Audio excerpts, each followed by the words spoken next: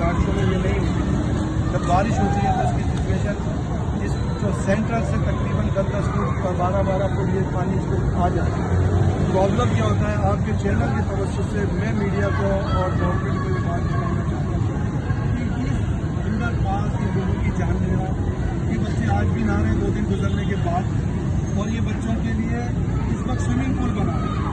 ये बच्चों के लिए बारिशों के स्विमिंग पूल बन चुके हैं, और यहाँ पर बच्चों को पता नहीं होता जब बारिश होती है कि इसका पानी की ऊंचाई कितनी होती है। हम देखिए यहाँ से जंप करते हैं, और जंप करने के बाद वो एक मौत का शिकार हो जाता है, उन्हें पानी का लेवल ही नहीं पकड़ता।